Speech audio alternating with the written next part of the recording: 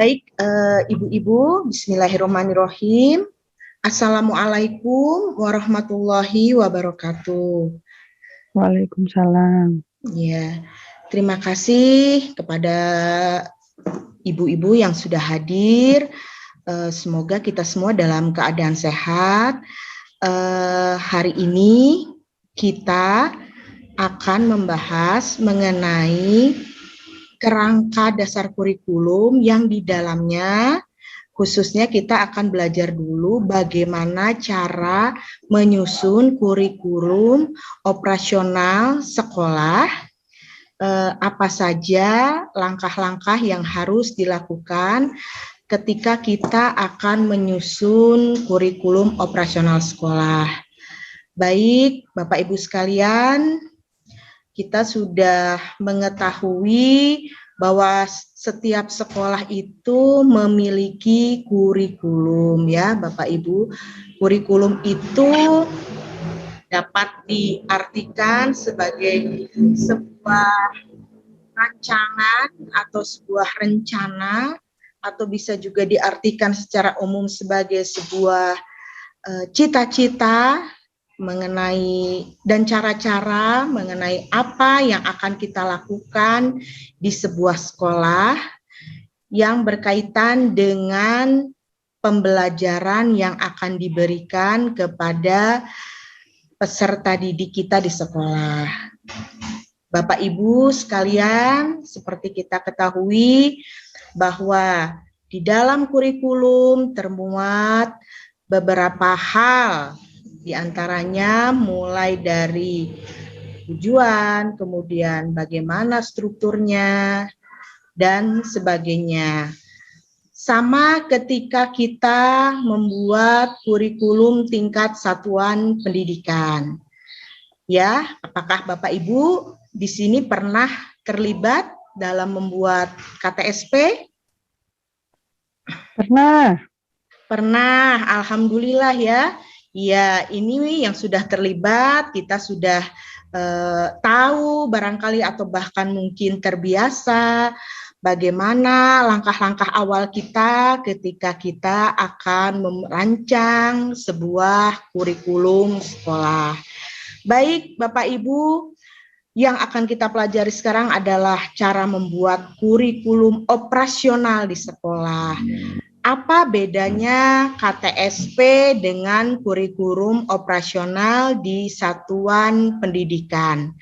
Bapak Ibu barangkali sudah mempelajari apa itu secara umum kurikulum operasional di tingkat satuan pendidikan. Intinya adalah sama saja ya Bapak Ibu, mungkin secara esensial sama, namun mungkin dari segi penyusunan, dari segi bentuknya mungkin ada perbedaan di dalam kerangkanya dan sebagainya. Namun intinya adalah antara KTSP dengan kurikulum operasional di satuan pendidikan, intinya adalah merupakan sama-sama sebuah cara bagaimana cara kita akan merancang sebuah kurikulum untuk anak didik kita di sekolah.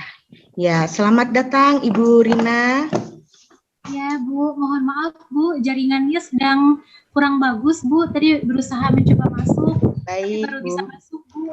Alhamdulillah, iya tidak apa-apa Ibu Rina, selamat bergabung di kelas ini. Jadi kita akan membahas mengenai cara membuat kurikulum operasional di satuan pendidikan. Sebelumnya kita refleksi dulu atau kita ingat-ingat kembali untuk apakah tadi Ibu Rian sudah pernah terlibat dalam pembuatan KTSP. Mungkin ada yang bisa menjelaskan perbedaan secara umum apa itu di KTSP dan juga di kurikulum operasional, kira-kira secara umumnya perbedaannya Bu? Coba menjawab Bu. Dari beberapa yang pernah saya baca ya Bu, jadi perbedaan antara kurikulum operasional sekolah dengan kurikulum KTSP itu terletak dari adanya profil pelajar Pancasila Bu.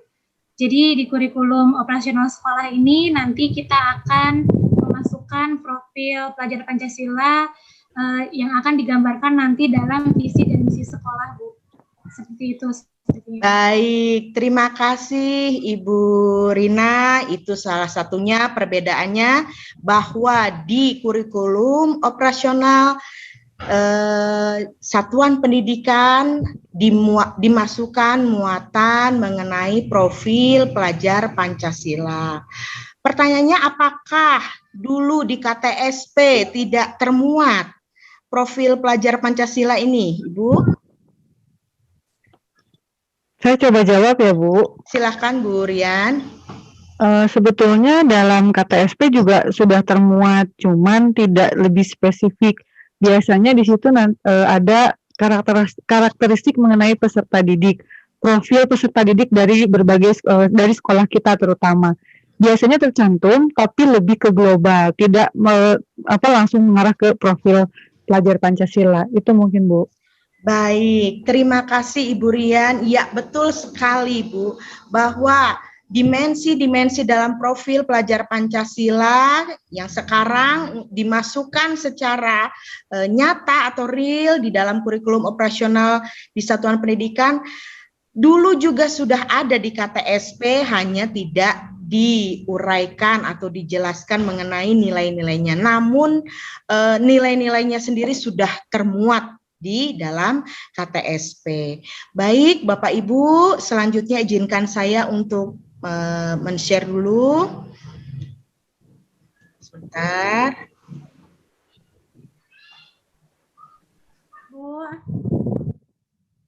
Baik, kita akan lanjutkan ya Bu. Izinkan saya untuk share screen terlebih dahulu.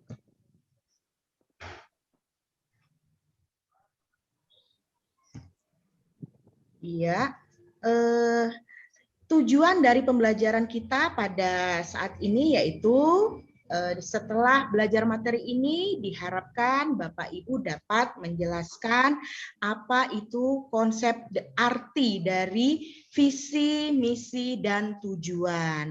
Bagaimana cara menyusunnya, kemudian bagaimana merumuskannya, sehingga visi, misi, dan tujuan ini dapat diaplikasikan dalam kurikulum operasional di sekolah kita.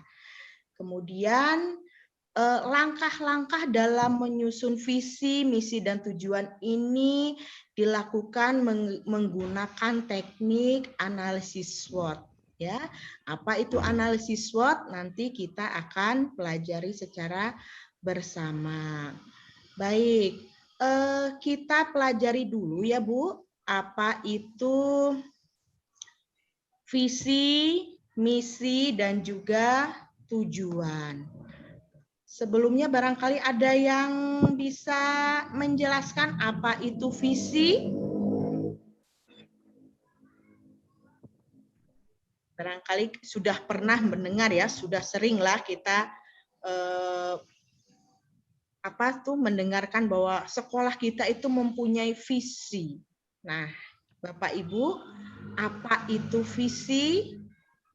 Cita-cita yang diinginkan Bu oleh satu sekolah. Iya. Terima kasih Ibu Rian. Visi adalah sebuah cita-cita atau harapan ya. Harapan mengenai apa yang dicita-citakan oleh seluruh komponen sekolah di dalam sekolah tersebut. Baik, tunggu sebentar ya Bapak Ibu.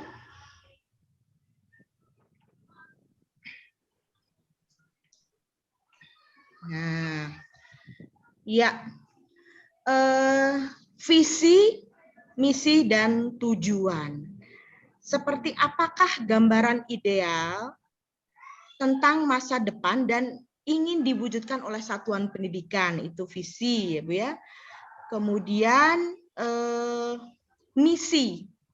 Misi itu kalau boleh saya rangkum adalah bagaimana cara meraih visi. gitu ya. Kemudian kalau tujuan adalah langkah-langkah yang harus dilakukan untuk meraih misi itu sendiri.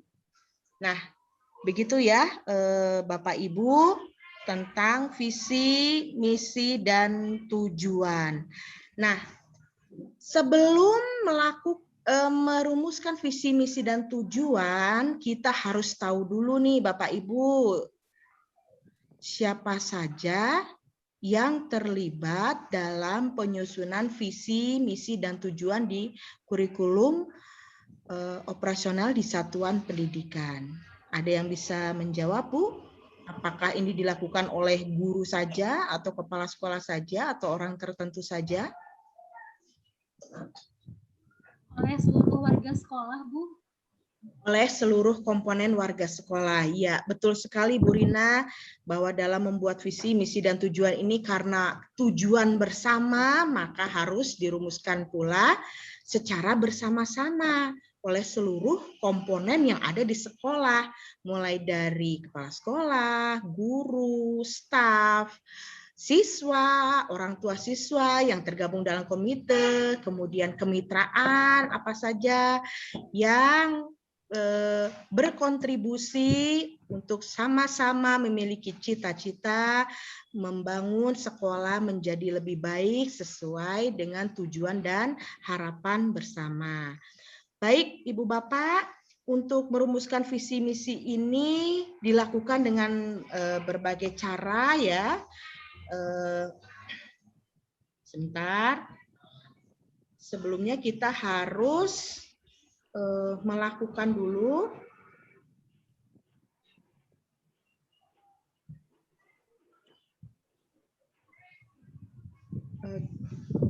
analisis SWOT ya, Bapak Ibu. Kita harus melakukan analisis SWOT.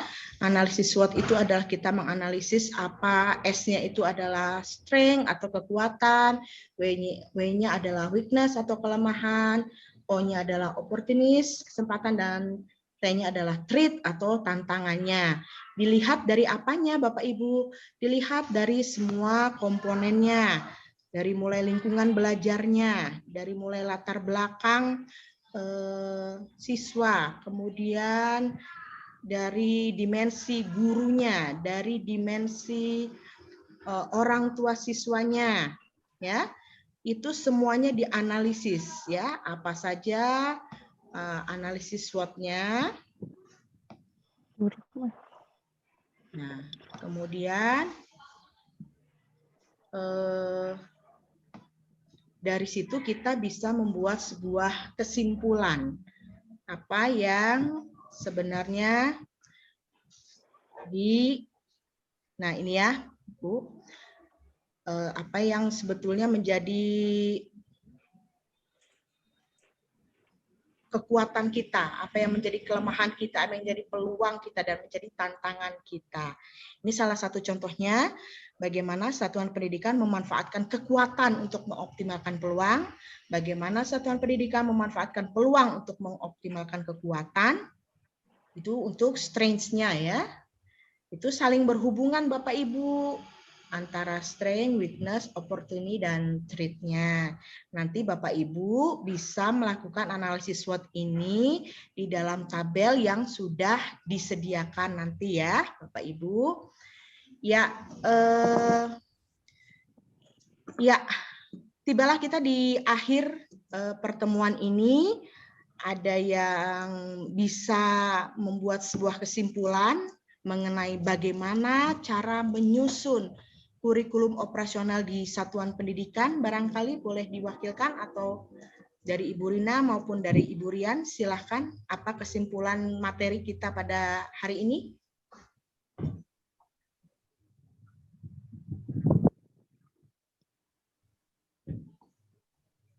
Ya, kesimpulan bagaimana dan apa itu kurikulum operasional di satuan pendidikan, ya?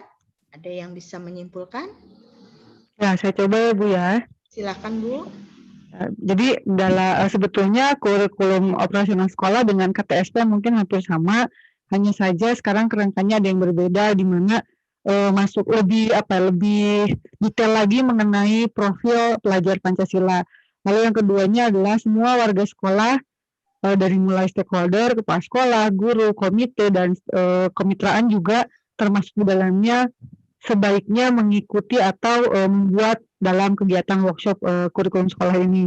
Lalu di dalam kurikulum operasional sekolah itu terdapat dilihat dari dalam membuat kerangkanya dilihat dari mulai peserta didik, kondisi sekolah, kondisi realnya bagaimana sekolah itu ada, lalu sarana prasarana, lalu tujuan sekolah itu didirikan untuk apa, serta guru dan juga tenaga pendidikan. Mungkin itu saja, Ibu. Baik, terima kasih Ibu Rian yang sudah menyimpulkan ya pembelajaran kita pada hari ini. Barangkali ada yang mau menambahkan? Ya, Ibu Rina barangkali mau menambahkan mengenai kurikulum operasional di satuan pendidikan ini? Kurang lebih sudah sama Bu dengan Bu Rian.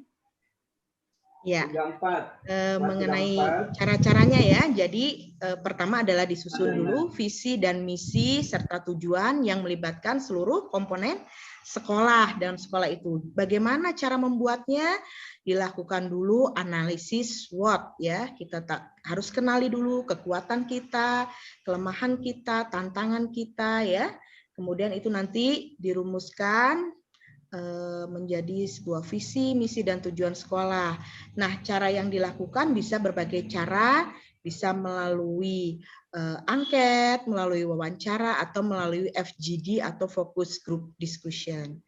Baik, Ibu Bapak, saya harap ini Ibu Bapak tidak puas dengan materi hari ini, supaya Bapak Ibu tetap belajar bagaimana mengimplementasikan penyusunan kurikulum di sekolah kita. Demikian Bapak Ibu, pertemuan kita kali ini silahkan nanti dikerjakan LK-nya, bagaimana analisis SWOT di sekolah kita. Ya, terima kasih. Saya tutup dengan billahi taufik wal hidayah. Wassalamualaikum warahmatullahi wabarakatuh. Waalaikumsalam warahmatullahi wabarakatuh.